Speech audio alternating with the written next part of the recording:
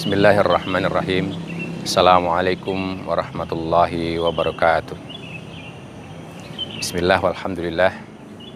Wassalatu wassalamu ala rasulillah wa ala alihi wa ashabihi wa mawalah. Saudaraku sebangsa dan setanah air dimanapun berada, hari ini kita melanjutkan dakwah sekilas kita tentang dimensi karakter orang-orang yang bertakwa. Pada hari ini kita membahas tentang takut atau khauf hanya kepada Allah Subhanahu wa Ta'ala. Dan takut ini biasanya diiringi dengan sifat taat.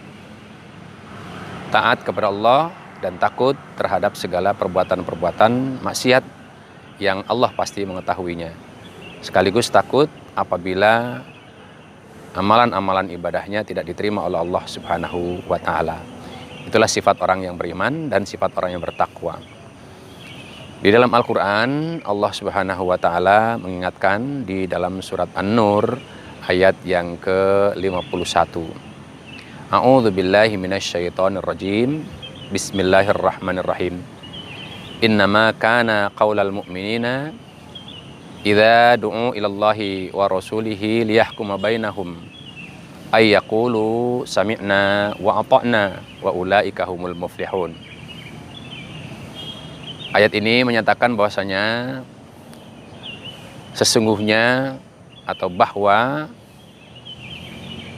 sifat orang mukmin itu apabila diseru kepada Allah dan kepada Rasulullah, diajak kepada ajaran Allah dan ajaran Rasulullah untuk menghukumi atau untuk menghakimi segala perkara hidupnya, tidak ada lain perkataan mereka yakni sami'na wa ata'na, kami mendengar dan kami mentaatinya.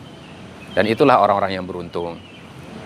Kemudian di ayat yang 52 lanjutannya, di ayat itu Allah menyatakan wa may yuti'illaha wa rasulahu wa yahsallaha wa yattaqhi faulaika humul faizun.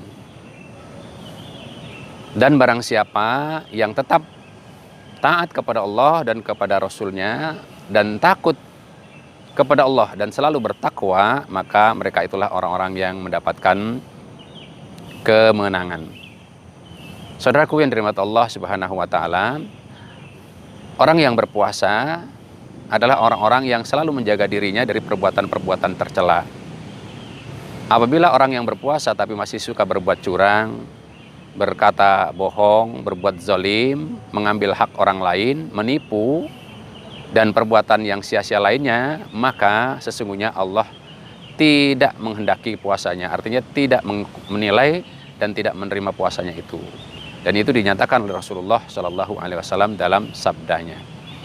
Oleh karena itu, saudaraku yang dirahmati Allah Subhanahu wa Ta'ala dimanapun berada, mari kita jaga puasa kita agar kita tetap menjadi orang-orang yang terus istiqomah, taat kepada Allah terhadap segala hukum-hukumnya, takut terhadap segala perbuatan-perbuatan tercela karena Allah Maha melihat dan Maha mengetahui, Maha mengawasi, dan takut pula apabila ibadah kita ternyata ditolak oleh Allah Subhanahu wa Ta'ala, termasuk puasa kita gara-gara kita melanggar aturan-aturan Allah atau melakukan perbuatan-perbuatan tercela yang Allah murkai. Seperti tadi dikatakan oleh Rasulullah misalnya dalam sabdanya, ya, bahwasanya puasa itu tidak hanya sekedar menahan lapar dan haus di siang hari, tetapi yang disebut puasa itu adalah meninggalkan segala perkataan dusta, perbuatan-perbuatan zalim, perbuatan curang, ya.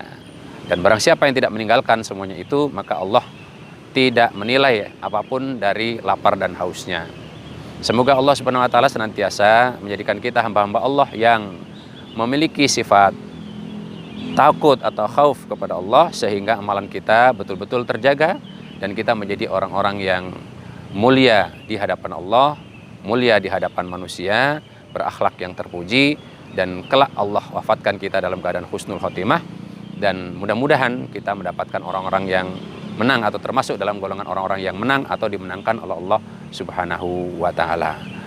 Saudaraku yang dirahmati Allah Subhanahu wa Ta'ala, demikianlah dakwah sekilas ini kita sampaikan. Mudah-mudahan bermanfaat, wabil khusus bagi saya pribadi dan keluarga, untuk menjadi pengarah bagi kita agar kita menjadi hamba-hamba Allah yang mulia.